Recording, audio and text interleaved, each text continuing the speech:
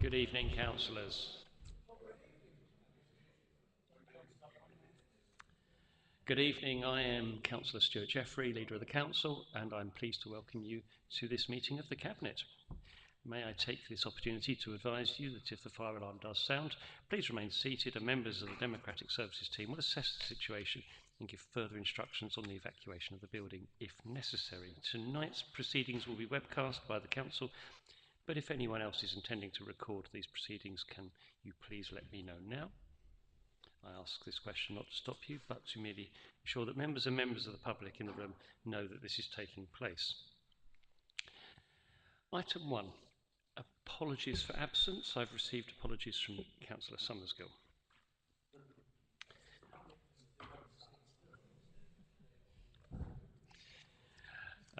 Item 2, urgent items. There is an urgent update this evening. It's the summary of feedback from Overview and Scrutiny Committee and the Policy Advisory Committees. Is that agreed? Good. Item 3, notification of visiting members. Are there visiting members? Well, you're kind of presenting, aren't you? So yeah, come forward and say hello.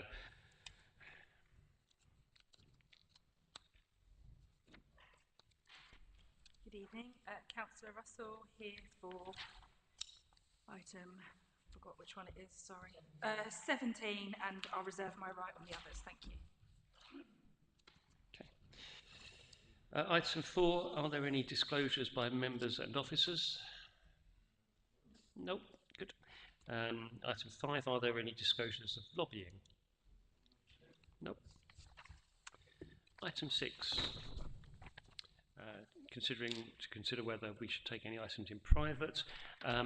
I move that all items be taken in public unless anyone wants to discuss items in the exempt appendix. Is that agreed? Good. Item 7, I move the minutes of the meeting held on 17th of December 2025 be approved as a correct record and signed. Thank you.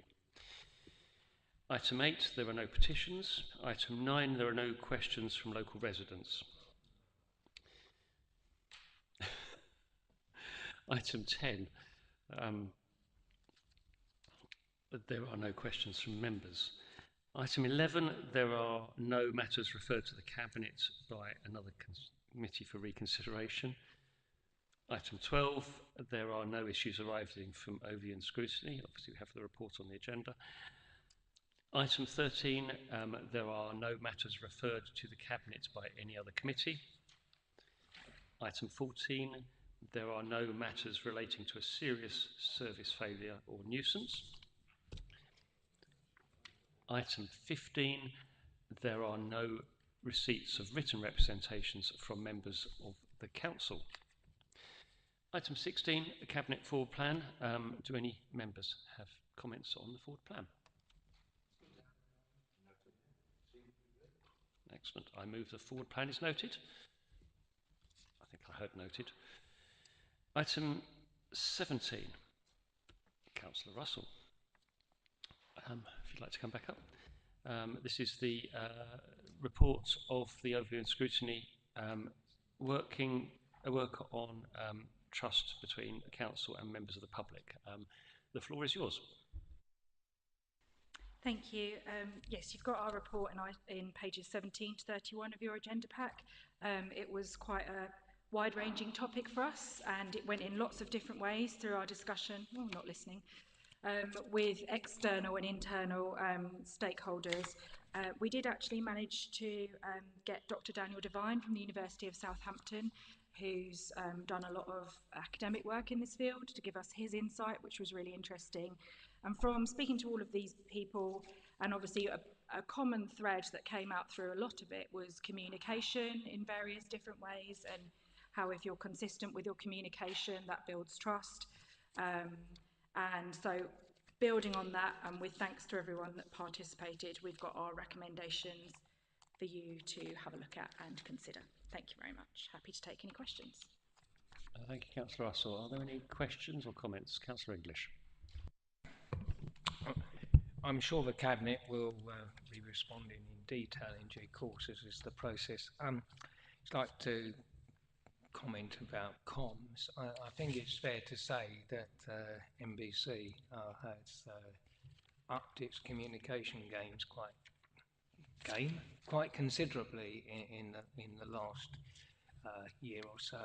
There's still a lot of work to be done, which is flagged up in parts of your report, which thank you for the report, by the way. It's an important public issue and we do need to get to grips with that. Some of it will be outside our control going forward because obviously this is a long-term project. Trust is lost over a period of time and regaining it will be a significant issue. We will, I think, need to give some thought as to what recommendations we carry forward to the new Unitary Council and Town Council, should that be established. And perhaps, I don't know whether you've given any thought, particularly to that interface, but when the response comes back from Cabinet, it might be something your committee would want to look at, how we take forward the good practice into the new era. Thank you. Councillor Inglis, did you want to respond to that? I think I'd probably just add that that's one of the reasons why we undertook this review now, obviously with LGR and things like that in mind. We were just cognizant that going forward through that process, it's really important that residents trust the information that they're receiving from all the different public bodies and especially us. And obviously we've got a good record with that, but it was a good timely activity to undertake this now. So yes, I'll take those points on board. Thank you. Thank you. Councillor Rodwell, then Councillor Wales. Yeah, thank you so much for all the work done on this report. And yeah, I was just sort of looking at the one of the things that comes up time and time again on the socials is the difference between KCC remit and NBC remit, and you know why are the potholes not being done, what the NBC playing at, and it seems to be a common theme, and you know hopefully with Unitary that should settle down. But you know, for me, with trust, it's the not knowing, and you know, good communication fosters that, and it you know, when there's confusion, people then become frustrated, and then misinformation is spread around. So you know, it's great to get the comms out there. But one of the things that I was thinking of as well, you know, it's about our role as councillors. Because, you know, there is no substitutes for building up relationships with our communities. And, you know, for me, you know, it's about self-evaluation. You know, am I communicating things? Am I getting things out of my socials? Am I putting the information out there? And am I meeting the residents? And so I think, you know, as councillors as well, we play such a big part in our own wards about forging trust. So although, you know, you can put everything out on the socials and you can have the QR codes coming out of your ears, but at the end of the day, it's building the trust in our wards. And, you know, as councillors, we're so good at doing that. So hopefully with the Unitary, that will hopefully, it won't be such a great big caseload that we lose that personal touch, which is so important. But yeah, just once again, thank you so much for all the work being done on that. Thank you. Councillor Wales. Thank you, Councillor Rodwell. I think, yeah, one of the strong points that came out was that infographic that you see sometimes, and you see it around election time, who's responsible for what. And I think that was one of the important things that we'd quite like to go out more widely again. But really interesting, the other points that you picked up about us as communicators to our residents. Dr. Devine was saying that, you know, there's lots of attributes that make people trust you, and you know, a lot to do with representation. We talked through all of that, but there was a really important, he was sort of saying the key attributes, and the top one was compassion. So that's interesting to know, and I think, you know, from what you just said, you've ably demonstrated that. So thank you, Councillor Rodwell. Thank you. Councillor Wales. My initial point was dealt with quite well by Councillor Rodwell. I was going to talk about the Kent and Maidstone split, so that's fine. An awful lot of these recommendations relate to IT stuff and things that not everybody necessarily uses. They don't necessarily get their information from Facebook or X or whatever it's called now, which possibly is quite a good thing, because an awful lot of what they read on there is nonsense, frankly. They can't have got the ability to sift out what's true from what's not. But what sort of things are we doing to help with those who don't have access to these means of getting information? Secondly, about the infographic, a really good time to send it out is when you send out the budget report and the budget demands and things from people, because then they've got it all in once, and this is what we're getting from you, and this is what we're doing with it. And that we always, I'm sure you do as well, but it seems an obvious thing to do, but I mean, I can't remember seeing one as a resident, but I'm sure I have. But my point really is about those who don't have access to social media, and how we instilling getting any sort of trust from them. Thank you, Councillor. Did you want to go ahead? I know we did quite a wide-ranging exercise with the last 2024 resident survey, where a lot of it was done in person as well. You did. And that was one of the things we kind of got to gather the information before we know where we're going with it. So that's where we built into recommendation 5, so that when we are talking about surveys or consultations, it's important to ask people, where did you hear about this survey and consultation? So we can start to gather that evidence and then maybe see where we're going from that. So that's really how that one came about. And thanks to Anna Collier for helping us with that. Councillor Thompson. Thank you very much. I'll be brief as I can. It is not every day that you hear compassion being lauded in this place, and benevolence for another. What good things it is that we discover come from communicating well about our local democracy. Again, we note item 6 with the point about young people's engagement, which we dealt with at Democracy and General Purposes recently. And to underline all this, I think it is particularly powerful that this comes from overview and scrutiny, rather than from the Cabinet side of the Council. That itself underlines that we're about a very important democratic message, and I thank you for it. Thank you. Thank you. But happy for you guys to build on it, or build in extra recommendations if you want to. But we, as overview and scrutiny, we do work really well together, and we have a good working group. So glad that you like it. Good, thank you. Clearly this aligns with the stuff that I think every council would want to do, so and it certainly aligns with our corporate strategy. Thank you to you, and can you pass the thanks on to the Overview and Scrutiny Committee for the work, and also to the people who participated. Thank you. As you know, the process is we take this away, we ask officers to review, and we come back with a wonderfully named SCRAPE, which somebody's going to tell me what the acronym stands for, but it's basically an action plan that the administration then takes forward. So thank you for your work. On that basis, there are 2 recommendations: one that we receive the report, and that we agree to provide a substantive report via the completion of a SCRAPE. So are they agreed? Thank you.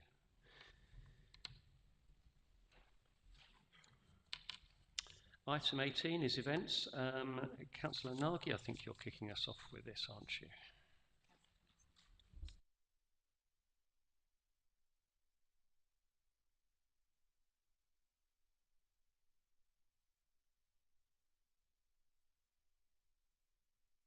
Okay, I think it might be Councillor Thompson who's introducing it then. Thank you very much indeed. We are delighted to see the rich mix of one-off events and the wider range of more sustained activities.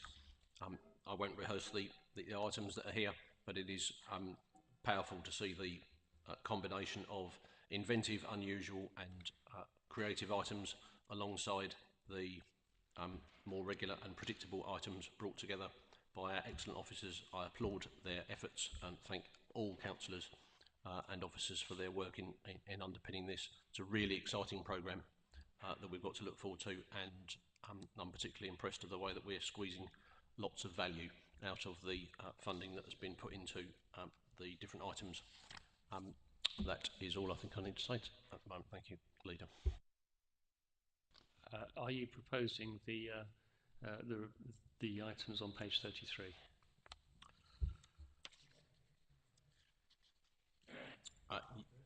Yes, we are. Thank you, Councillor Nagy. Thank you for proposing, as per the papers on item 33. Councillor English, I think you were next. I mean, it's another good news story, obviously. I mean, it can't be said often enough, so I am going to say it again, that the future of a borough like Maidstone depends very much on this sort of diverse offering of activities and events to support the economy of the borough. It's also good fun. Because if we don't do that, trying to rely on traditional retail in this day and age is a mug's game. So we must continue to diversify and support our events and activity programme, our cultural programme across all areas. And I hope that that's a statement that has broad political support across party boundaries in Maidstone, because it is what we need to do if we're going to have a successful economy, not just in the town centre, but in some of our more culturally active rural communities. Yeah, thank you, Councillor English. There was a report out today detailing exactly that and the shift away from high street shopping towards high street events and entertainment and so forth, which I thought was rather timely. And you're seconding the motion, thank you. Councillor Thompson, you need to get your hand up faster to second, or okay. Yeah, Councillor Nagy, please. I was very pleased that money went towards the Millennium Park for mark the anniversary of that, because that was the biggest event in Kent at the time, and it was quite important at the time. So it's nice to see that when things come up, we can put money into some sort of things to mark the anniversary. So yes, very pleased that the committee agreed with that as well. So yes, thank you. Thank you, Councillor Nagy. And yes, I mean, from me, the events last year were superb, and may it long continue. Councillor Rodwell. Just a point that I'm delighted that it's going to coincide with the River Park anniversary, and you know, making so much of the river. I mean, it's such an intrinsic, important part of Maidstone. And you know, looking through the programme of the things that are planned, it's really exciting, and also it's going to tie in beautifully with the River Festival in July.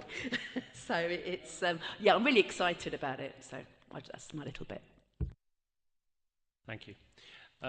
So there are 3 recommendations been moved: that the events programme be noted, that the development of a programme to celebrate the River Park be approved, and the development and delivery of a Maidstone Festival to take place in 2027, which apparently is next year. Gosh, we put £5,000 to allow preparatory work, and we approve that. Are we agreed? Lovely, thank you, members.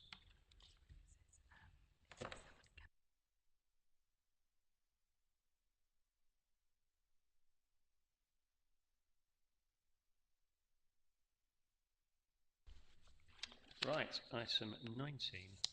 Looking for my notes. Should have them here somewhere. In Councillor Summersgill's absence, I'll introduce this, and Mark can answer any questions. So it's the council tax base and collection fund adjustment. Setting the tax base, which is the number of and classification of households for council tax purposes, is an integral part of the council's budget setting for this year. We have to prescribe that regulations prescribe that a decision is made between November and January. Council tax income is accounted for in a standalone collection fund. Decisions are required around the collection, about the allocation of the collection fund deficits or surpluses as between the council and major preceptors, KCC, police and crime, etc. The tax base for 26-27, after making allowances for new properties and non-collection, will amount to 68,207.10, which is a very precise number of homes. And the way this is calculated is set out in paragraph 3.4 of the report. The tax base takes into account the changes to the council tax reduction scheme as agreed by the Cabinet last month, which has the effect of reducing the council tax base. Accordingly, there is only a small increase of 0.18% in the tax base as compared to 25-26. Separate figures are calculated for each parish and the parish areas, and they're in Appendix 2. The collection fund is projected to show a surplus. In terms of the collection fund adjustment, it's projected to show a surplus by the end of this financial year. This is the net impact of an overestimated deficit for last year and a projected deficit. Surplus is apportioned pro rata under section 3.12. So members, you are asked to approve the council tax base for the coming year of 68,207 and a tenth of a house. The council tax base for each parish under Appendix 2 and the 25-26 projection and proposed distribution as detailed in Appendix 3. Are there any questions for Mr. Green? No, I think we've been through this a few times. Okay, so is there a seconder for that? Thank you, Councillor English. If there's no comments or questions, are we agreed? Lovely, thank you. And then item 20, which is the medium-term financial strategy and budget proposals. Again, this report is a key element in the process of setting the budget for next year. It includes the updated MTFS for the coming 5 years up to 2031. It's got revenue budget proposals, the draft capital plan, and the results of the residents' budget survey. The report explains that it's good practice to continue planning over a 5-year period, even though we won't exist then, most probably. However, we want to make sure we hand things over to the successor organisation in a good state. A further report to the Cabinet on the 11th of February will set out the final budget proposals for consideration by full council on the 25th of February, taking account any input from PAC and overview and scrutiny committees and other late amendments. So the MTFS aligns with the corporate strategy and the Year 2 action plan. It describes how we will balance the requirements to operate within the budget envelope, including the new fair funding regime, while seeking to deliver key priorities.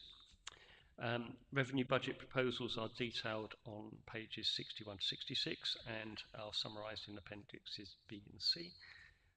You will see proposals include budget growth to fund strategic initiatives and the Year 2 action plan, adjustments to address budget pressures and budget savings, and taken together, budget proposals will allow a balanced budget to be set for 26-27, given the assumptions. The draft capital programme, pages 69 to 73, and summarised in Appendixes D and E. It's important to note, biggest element is the Quality Homes for Life. It depends on the council building up a housing investment fund that will permit it to achieve that, and the report recommends that 8 million is transferred to the HIF over the next 2 years. Final bit of the report is around the budget survey, which is in Appendix F, with a comparison to the previous year's results in Appendix G. As it can be seen, waste collection, environmental services continues to be regarded as the council's most important statutory service, and parks and open spaces be the most important discretionary services, which makes Councillor English the most important person in the room at this moment in time. But we'll dampen your ego in a second.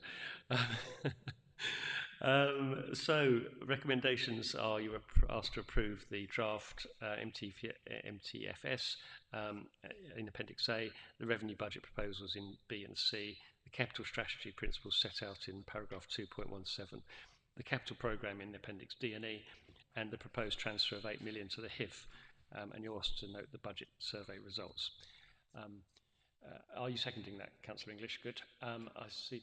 And Councillor Russell, would you like to come up and speak first? Thanks, yeah. I did reserve my rights, so here I am. Yes, so a couple of headwinds have obviously eased, like pressure on temporary accommodation is lower through to some of the strategies that were started and continued by both of us, so that's good news for the borough. Fair funding was better for us than we thought it, we feared the worst, so obviously that's good as well. And producer packaging regulations are good as well, so quite a lot of good news to start budget making process with. So I'm here to plead for parking, unsurprisingly. It was put up 15% last year, it's again 15% this year. And I think you can't just pick a strand, the strand links to everything else. So when you're talking about free events in the town centre, they're only free for the event, they're not free to get here. People need to park to attend those. And also, when you're talking about rural residents, it's very difficult to get buses at the time that you want them to go in and out of the town centre. And there's lots of competitive offers on the market. Marks and Spencer's in the next complex is absolutely packed. It's really hard to park there at the moment. Blue Water's free. So when we are talking about the overarching themes of events, a thriving place, town centre, and trying to get the businesses up and running throughout the high street, I just would have liked that you had another look at the parking and seen what you can do. But there's a short window of time. You never know. You might listen. Thank you. I think I saw Councillor Thompson. I'll come down the line, if I may. I'm going to get confused otherwise. Councillor Thompson first. Passing over the deserved, I'm sure, plaudits for Councillor English and his portfolio. I'd like to pick up on page 119 in connection with the item earlier from Overview and Scrutiny about communication and trust. Not that I'm at all sore, Councillor Jeffrey, to note so many of my portfolio responsibilities on the downside of the balance sheet. Item 6, reduction of markets and tourism. Item 9, industrial units for local business, quality new homes, and so forth. But without making mealy-mouthed comments about those sorts of things, it does really underline the point that was Councillor Russell and the work of the Overview and Scrutiny brought to us about how well we communicate what it is that we do. Democratic services is also mentioned in there. It sounds perhaps less than gripping to the average householder, and that is a failure on our part perhaps to explain to them quite why they should be so excited about it. So I take these as targets not only to promote the parts of my portfolio, but also to really pick up the point. Bullet point 12, 35% of respondents answered positively. A great deal or fair amount of responses combined when asked if they trusted MBC to act in residents' best interests. I'd like to know what it is we're going to do to take that healthy number and make it get even higher. And I thank the officers for this excellent piece of work. Thank you. Thank you, Councillor Thompson, and I note your suggestion that Ryan and Cassie become the most important people in the room alongside Councillor English. Councillor Rodwell, you're next. Rachel. Oh, I'm sorry. Okay, Councillor Wales. Sitting here. Just to pick up on that findings report on page 119, there's absolutely no mention of housing. I find it absolutely amazing that residents have no views one way or another on whether housing should be increased or decreased. It mentions the previous year saying quality new homes was the lowest rated investment priority, but in 2025 there's no mention at all. I don't know if that means that's good or bad, or they're happy that things are going the way they're going. Having said that, I'd like to thank officers in the housing area for the work that they have done. I feel very proud and privileged to be leading up this department because of the monumental shift, really, in the temporary accommodation problem, to be cutting our deficit on that area by 140,000 is really quite an achievement in the basis of a year. It's gone down by about a third in a year. That's a real testament to housing officers dealing with people in a very efficient way, really, sensitive way as well, having been there to see them. And that and the house building programme is really making great strides. The downside, of course, is that when we own more properties, we have to spend more on maintaining them. But I'm pleased to see that that budget will be increasing, so we can maintain properties in a way that we would expect all our landlords to do. And we will be able to do that with this money and make sure that we're the best of the landlords in Maidstone. And I'd be very proud to be in that position. And also to thank, Cabinet and the Council for agreeing to put more money into the Housing Investment Fund, because the work is not yet finished. We still have way to go, even to identify the remaining 150 homes in the 1,000 homes that we need, but we've got 850 of them identified, and a lot of them being built, and most of them, a lot of them more in the pipeline. So just thank colleagues for their support. Thank you, Councillor Wells. Councillor English. This is, generally speaking, yet another good newspaper. The environment, funding environment in a number of ways turned out better than we thought it would, which is a combination of things that we ourselves as a council have done over years under various administrations, and the national environmental factors such as the waste levy, packaging levy, fairer funding and so on.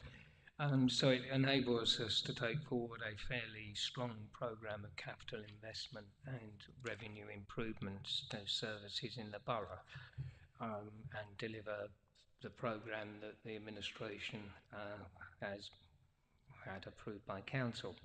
Turning specifically to the parking issue, I really think it's a bit much to go against officers' advice for 3 years to have a standard parking increase in charges and then complain when inevitably the result is that larger increases happen in subsequent years. It's like parish councils that don't preset adequately, and there's quite a few of those over the years, and suddenly realise they have to raise the preset more dramatically than they would have to have done if the preset had been going up to take account of inflation and other things. So it's a bit much, and I would also say that it's not a particularly strong economic argument, because it's been looked at many, many times as to how parking demand works, and there is no evidence whatsoever that keeping parking charges down to the level that the previous administration wanted to do has any effect on encouraging people to use particular car parks or shopping centres. There's literally no evidence that it does that. Quite a lot of evidence it doesn't. So I would say that I'm not personally interested in looking at it again. What I am interested in is making sure that the changes we made to allow residents of the town who do not have adequate car parking to actually park their vehicles overnight in our car parks at a massively reduced price, because that is what is desperately needed by people who live in Maidstone, in roads which cannot have residents parking. And we need to make sure that the residents in the town centre are fully informed of those changes and take them up to maximise the benefit and ease their lives. And I'll be doing some work on that over the next few weeks. Thank you, Councillor English. Yes, I concur with your comments on that. I don't particularly want to subsidise parking. Let's make sure it pays its way, and make sure we invest that money wisely for the wider benefit of the borough. You've seconded it already. I can't see anyone else indicating. Mr. Green, I don't think there's anything that you wanted to come back on there. No, that's good. Therefore, I can't find them.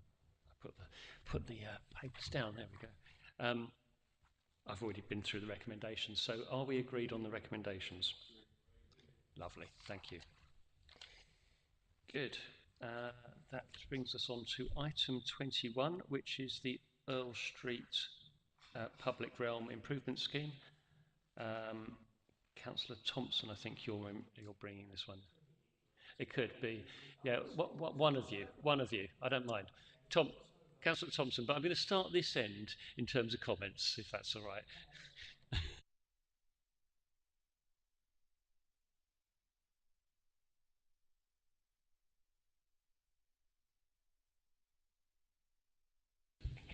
It's mine and yours, Stephen.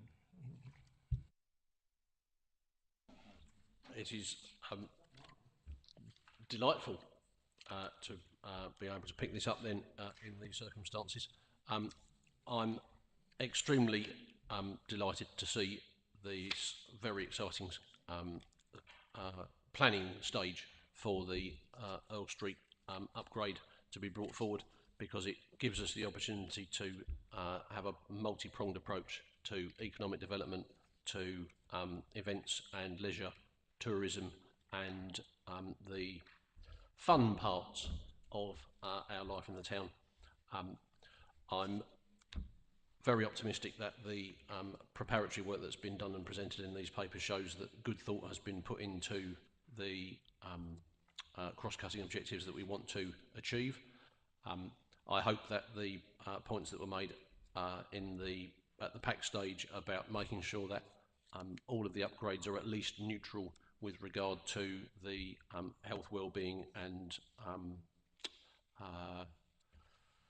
for the ability of local folk to be able to go to sleep, those that are living very near to this area, of which there are a growing number, I understand.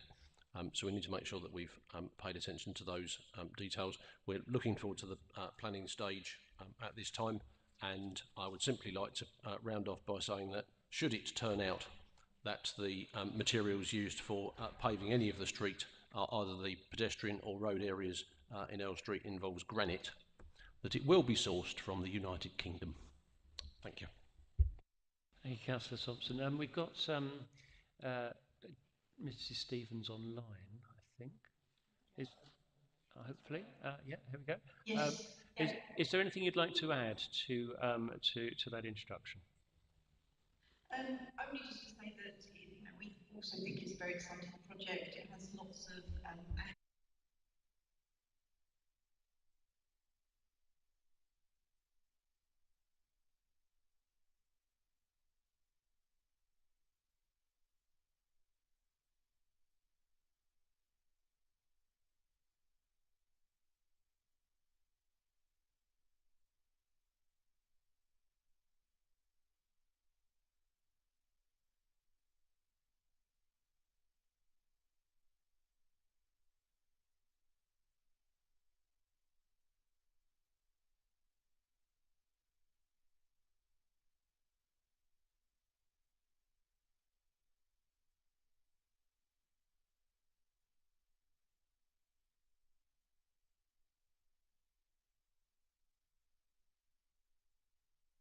Thank you. Okay, I'm going to move down the line, looking for members who want to say anything. Councillor English. I think we've landed on actually who is the most important person around, and she's not actually in the room, she's online. Most of the projects that I've been able to deliver or work on, including hopefully this one, that are being delivered by Jen and her very able team. So thank you very much for what you're doing.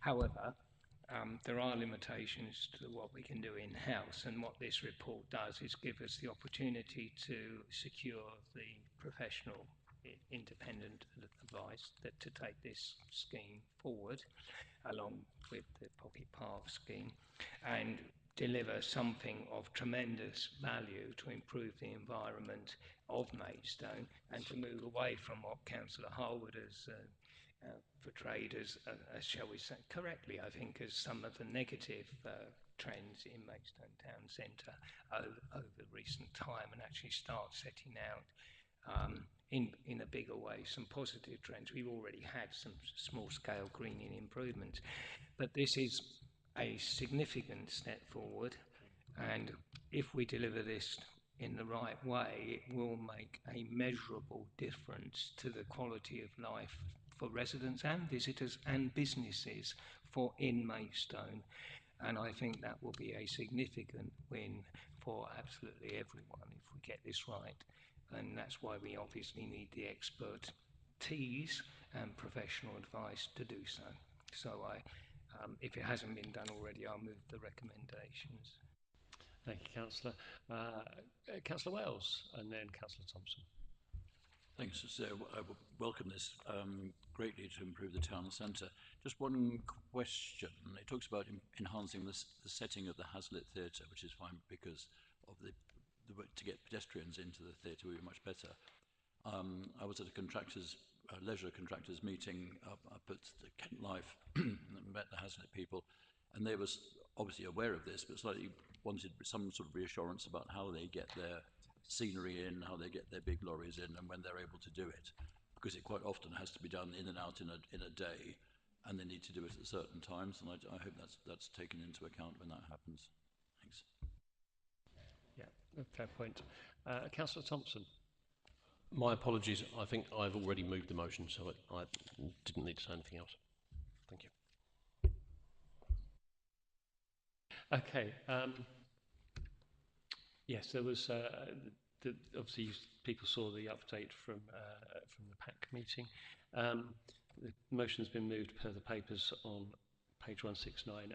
Some of the comments I've received have been about making sure that we don't lose any disabled parking. I'm sure that's got fed back to officers and to Jen in particular as we move down there. For me, I think this is one of the most exciting things we're doing, and obviously we'll take due notice of particularly the comments around access for businesses. Can't see anyone else indicating, so we've been proposed and seconded. Are we agreed on those 6 points? Excellent, thank you, members. Thanks, Jen. And then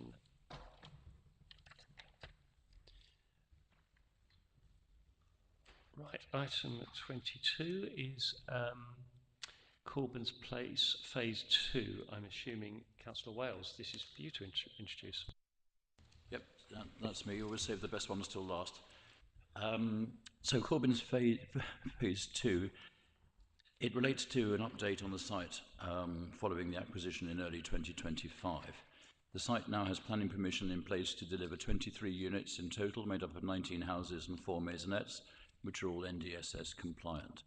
It's been through a couple of iterations and the layout has been well thought through. The report outlines the current position following completion of the tender exercise to identify a suitable contractor for the works element of the project, which is now being concluded. The report also provides an update on the position regarding grant funding following engagement with Homes England around the funding provision and bidding timescales. The report sets out a number of recommendations and seeks approval to enter into a contract for the works while officers continue to engage with Homes England, which is not the usual way around of doing these things, and to explore the possibility of delivering the scheme as an all-social rented development subject to the level of funding available. If the levels of funding required are not available, then a backstop position for delivery of the site is also outlined. The reason for this is that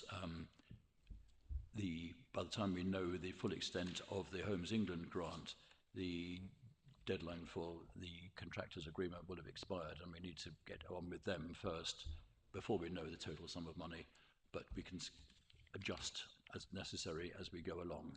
So just asking for a bit of flexibility on the project. Thank you, Councillor Wales. Nothing to add? Okay, I'm happy to second it. Councillor English. Oh, right. Good. Any other comments from Cabinet members? Okay. It's all good. So we've got the three recommendations on page 181. Are we agreed? Fantastic. And final item, Councillor Wales, over to you again. Thank you, Chair. This is a development following the success, really, of the temporary accommodation programme. It's a recalibration of the status quo, really. We currently have about 215 households in temporary accommodation, those people to whom we owe an accommodation duty under Part 7 of the Housing Act. The Council, over the years, has grown its own TA portfolio to comprise 208 units, so we're now close to being able to eliminate our reliance on nightly paid private TA, which is more expensive and less suitable, shall we say. Not always the most, but the most decent accommodation we'd like to put people in. So through this reduction, we are seeking to reduce the number of properties we buy, or pause the number of properties we are buying for temporary accommodation, not to get up to 100% of our needs, because there will always be some time when we need overnight temporary accommodation just for emergencies. So that, which is why we talked about making it up to 95%. The report also talks about the disposal of 3 properties from the portfolio, none of which are inhabited at the moment, which will need significant investment to bring them up to scratch. It's just a question of rebalancing the portfolio to take those out and to dispose of those, so that they can be fixed by someone on the open market. They'll be sold subject to those requirements of maintenance that need to be done. It also proposes that the council participates in the local authority housing fund round 4, which for the technically minded just means it provides further grant funding for further provision of TA, some of which will give priority to the Afghan relocation and assistance policy and the Afghan resettlement program. The point here is that the government, as by means of giving us a bit of a carrot, will give us money for twice as many homes as we need for the Afghan resettlement project. So we get a load more homes for Maidstone residents as well. And when the Afghan ones are no longer needed, they will come back to the borough too. So it's another mechanism, an advantage for us to take advantage of, to bring more money into the council for building more homes. And I commend the report. Thank you, Councillor Wells. I'm waiting for... Are you seconding that? I am indeed. It's a series of very sensible technical steps. Phil, is there anything you want to add? No? Okay, any comments from members? Councillor Thompson. To continue the theme, Leader, the report makes the following recommendations to Cabinet. Item 2, that under occupying some temporary accommodation stock with the council charging a rent that is akin to need rather than property size in these instances be endorsed. The objective and unstimulating language needs not to hide the fact that this shows that we're caring about people. That's a valuable point to note, and plaudits need to go to all responsible for helping us to do these things unspectacularly but effectively, and giving the compassion, I think was the word that was used earlier in the meeting, shows that we're doing what we're here for, whether the residents score it highly in their surveys or not. Thank you. Thank you. Okay. Yes, and just in terms of general comments, Mr. Morris, if you could pass our thanks back to the team for the excellent work they've been doing, particularly around, as we heard earlier, the reduction in temporary accommodation. We've got 8 points there that have been proposed and seconded. Are we agreed? Excellent. I now declare this meeting closed. Thanks, everybody.